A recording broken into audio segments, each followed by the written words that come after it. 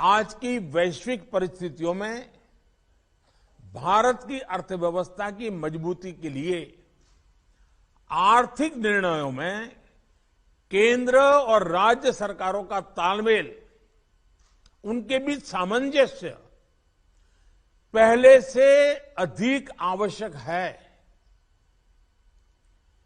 आप सभी इस बात से परिचित है कि जो युद्ध की परिस्थिति पैदा हुई है और जिस प्रकार से सप्लाई चेन प्रभावित हुई है, और ऐसे माहौल में दिनों दिन चुनौतियां बढ़ती जा रही हैं। ये संकट, वैश्विक संकट, अनेक चुनौतियां लेकर के आ रहा है। ऐसे संकट के समय में केंद्र और राज्यों के बीच तालमेल को, कोऑपरेटिव फेडरलिज्म की भावना को और बढ़ाना अनिवार्य हो गया है। अब मैं एक छोटा सा उदाहरण देता हूं। जैसे पेट्रोल डीजल की कीमतों का एक विषय हम सबके सामने है। देशवासियों पर पेट्रोल डीजल की बढ़ती कीमत का बोझ कम करने के लिए केंद्र सरकार ने एक्साइज ड्यूटी में कमी की थी। पिछले नवंबर महीने में कम की थी। केंद्र सरकार ने राज्यों से भी आग्रह किया था कि वो अपने यहां टैक्स कम करे और ये बेनिफिट नागरिकों को ट्रांसफर करे। इसके बाद कुछ राज्यों ने तो भारत सरकार की इस भावना के अनुरूप यहां टैक्स कम कर दिया, लेकिन कुछ राज्यों द्वारा अपने राज्य के लोगों को इसका कोई लाभ नहीं दिया गया। इस वजह से पेट्रोल डीजल की कीमतें इन राज्यों में अब भी दूसरों के मुकाबले कहीं ज्यादा है। ये एक तरह से इन राज्यों के लोगों के साथ अन्याय तो है ही, साथ ही पड़ोसी राज्यों को भी नुकसान पहुंचाता है। स्वाभाविक है कि जो राज्य टैक्स में कटौती करते हैं उन्हें राजस्व की हानि होती है। जैसे अगर कर्नाटका ने टैक्स में कटौती नहीं की होती तो उसे इन 6 महीनों में 5,000 करोड़ रुपए से ज्यादा का राजस्व मिलता। गुजरात ने भी टैक्स कम नहीं किया होता तो उसे भी 3,500-4 हजार करोड़ रुपए से ज्यादा का राजस्व और मिलता। लेकिन ऐसे कुछ राज्यों ने अपने नागरिकों की भलाई के लिए, अपने नागरिकों को तकलीफ न हो इसलिए अपने वेट में, टैक्स में कमी की पॉजिटिव कदम उठाए। वहीं गुजरात और कर्नाटक के पड़ोसी राज्य ने टैक्स में कमी न करके इन 6 महीनों में 3,500 करोड़ रुपए से लेकर के 5-5.5 हजार करोड़ रुपए तक अतिरिक्त राजस्व कमा लिया।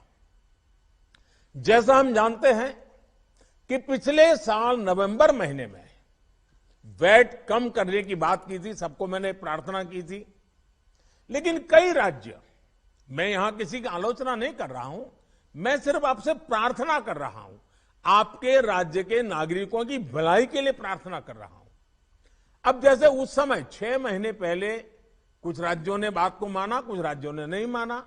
अब कई राज्य जैसे महाराष्ट्र, पश्चिम बंगाल, तेलंगाना, आंध्र प्रदेश, तमिलनाडु, केरला, झारखंड, किसी न किसी कारण से उन्होंने इस बात को नहीं माना और उनके राज्य को, नागरिकों को बोझ कंटिन्यू रहा।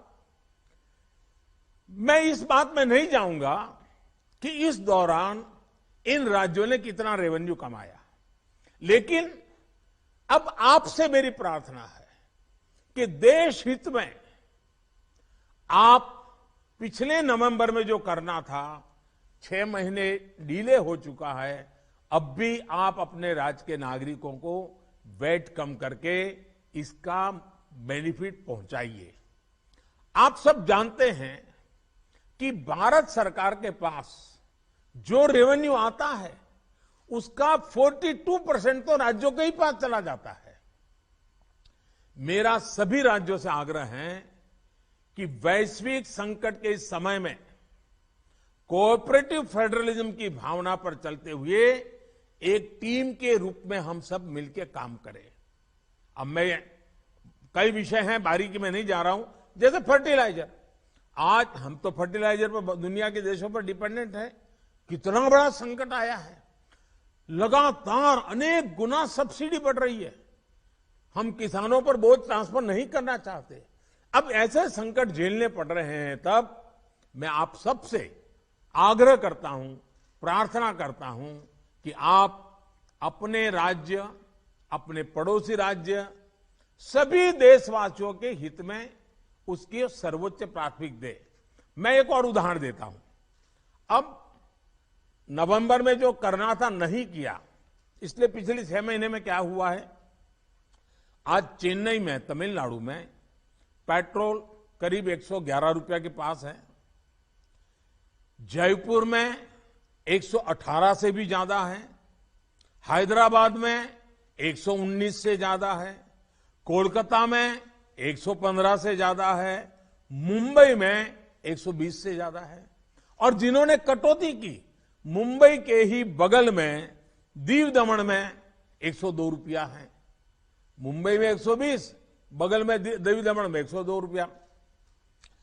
अब कोलकाता में 115, लखनऊ में 105, हैदराबाद में 120 करीब करीब, जम्मू में 106, जयपुर में 118, गुवाहाटी में 105, गुड़गांव में 105 है। देहरादून, छोटा राज्य हमारा उत्तराखंड, 103 रुपया है।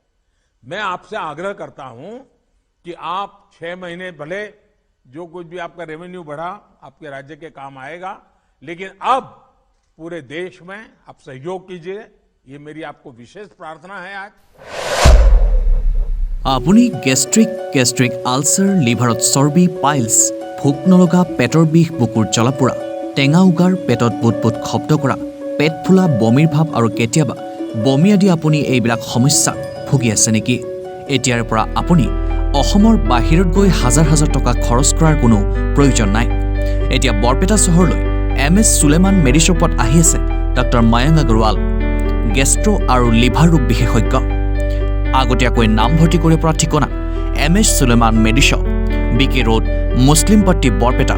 যোগাযোগৰ নম্বৰ 7002064582 আৰু 9706532 197।